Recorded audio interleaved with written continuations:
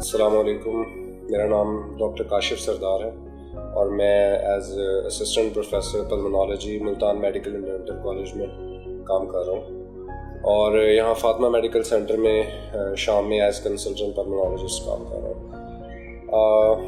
آج اس ویڈیو کو بنانے کا مقصد یہ ہے کہ پبلک کو تھوڑی سی اویئرنیس دی جائے ریگارڈنگ چیسٹ ڈیزیزز۔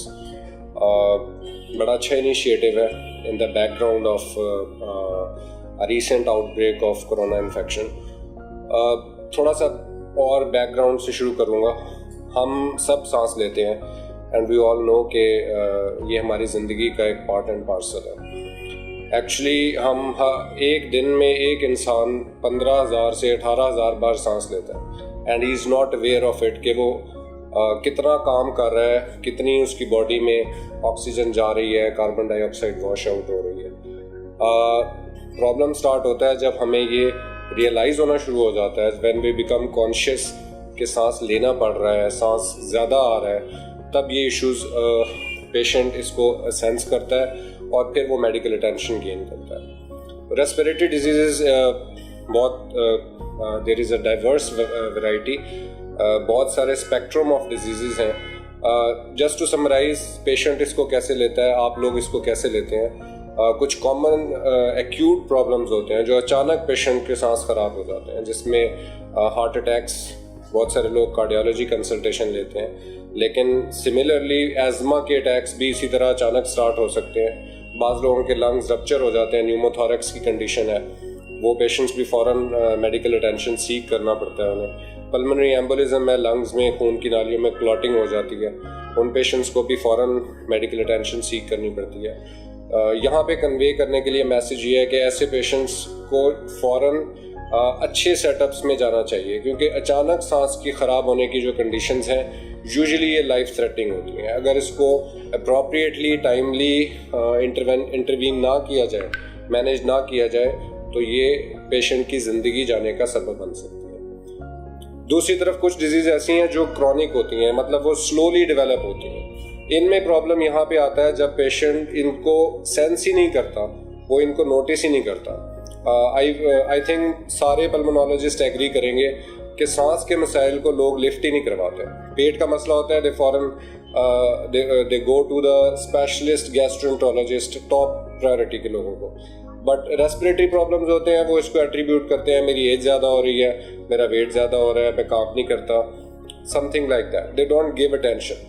پرابلم یا گئے کسی جی پی کے پاس اور وہاں جا کے انہوں نے برونکوڈائلیٹر سیرپ لے لیے یا کوئی اینٹی بایوٹکس لے لیں، جو سم ٹائمز کچھ فائدہ دیتی ہیں لیکن زیادہ تر کیسز میں وہ کام نہیں کرتی۔ پیشنٹ اسی طرح لنگر آن کرتے رہتے ہیں اپنے ڈیزیز کو، اور جب کمپلیکیٹ ہو جاتے ہیں پھر وہ اسپیشلسٹ کے پاس آتے ہیں، اور اس وقت آنا اتنا فائدہ مند نہیں ہوتا جتنا اس کو ایک ارلی سٹیج پہ آ جانے کا فائدہ ہوتا ہے۔ یہ میسیج ہے کہ جب آپ فیل کر رہے ہیں کہ آپ کو سانس کا کوئی بھی ایشو ہو رہا ہے، سانس آپ کا خراب ہو رہا ہے، چاہے چلنے پھرنے پہ ایگزرشن پہ ہو رہا ہے، اس کنڈیشن میں آپ کو اپنے ایک اسپیشلسٹ کے پاس جو اس ڈیزیز کو جو انڈر لائنگ پروسیس چل رہا ہے اس کو ایویلیویٹ کر سکے، آپ کے لنگس کو ایویلیویٹ کر سکے۔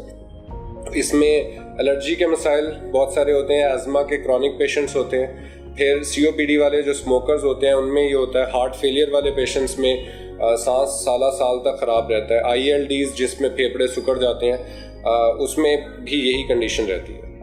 اچھا، تیسری جو کنڈیشن ہے، یا اس میں ایک اور پرابلم بھی آتا ہے، وہ یہ کہ لوگوں کو، جی پیز کو اور پیشنٹس کو اویئرنیس ہی نہیں ہوتی کہ پرابلم ہے بھی صحیح یا نہیں۔ Like snoring is one of the phenomena جو ریسپریٹری فزیشنز ڈیل کر رہے ہیں۔ سنورنگ کے ساتھ سلیپ ایپنیا ہوتا ہے، سانس رکتا ہے، that's a serious condition. Patient کو سوتے ہوئے ہارٹ اٹیکس ہو سکتے ہیں، دن میں سوتا رہتا ہے، اس کی فنکشن ختم ہو جاتا ہے اس کا لائف کا۔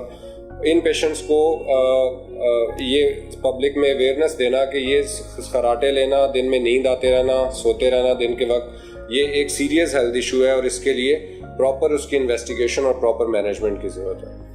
اچھا، اب تیسرے آ جاتے ہیں پلمنری انفیکشنز، جو جس بیک گراؤنڈ میں یہ ساری مہم شروع کی گئی ہے ہائی نون کی طرف سے۔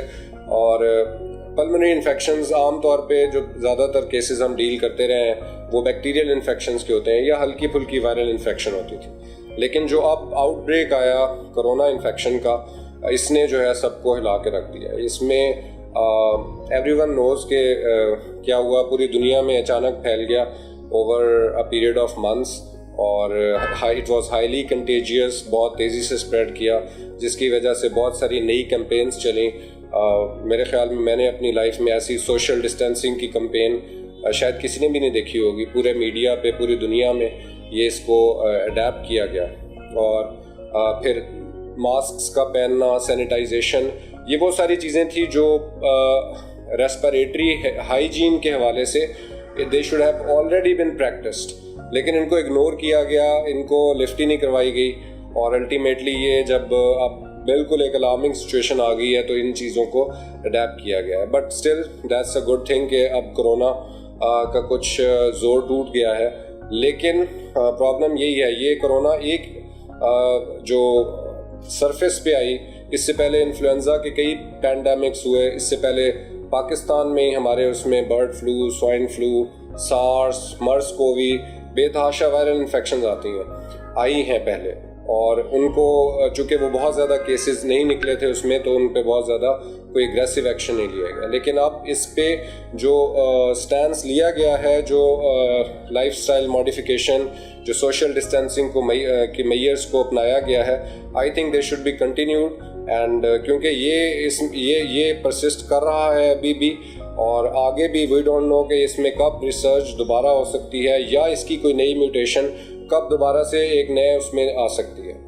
اور اب کرونا سائڈ اس کے علاوہ بھی جو ریسپریٹری جتنے بھی نمونیاز ہیں, جتنے بھی ٹیوبرکلوسس کی آگے MDR کے ہیں, یہ سارے ماسک پہننا, سینیٹائزیشن رکھنا, یہ ساری اس کے لیے میئرز ان سب میں بھی ہیلپ فل ہیں. تو میرے خیال میں بس یہاں پہ میسیج یہی ہے کہ جن میئرس کو ہم نے ابھی تک انیشیٹ کیا ہے, ان کو اسی زور و شور سے اور جذبے سے آگے کنٹینیو کیا جائے. باقی یہ ہے کہ جو ٹریٹمنٹس ہیں وائرل انفیکشنز میں, وہ ابھی اسٹل انڈر ریسرچ ہیں. بہت ساری دوائیاں آئیں, بہت ساری نکل گئیں. اسٹل ابھی ہم we are in the process of knowing and understanding this disease. تو اس میں پرائمری پریونشن ہی اسٹل از دا بیسٹ کہ نہ ہو پرابلم. تو آئی ہوپ کہ میں نے کچھ اچھا پازیٹیو کنٹریبیوٹ کیا ہے اس میں, and people may get benefit from this. Thank you very much.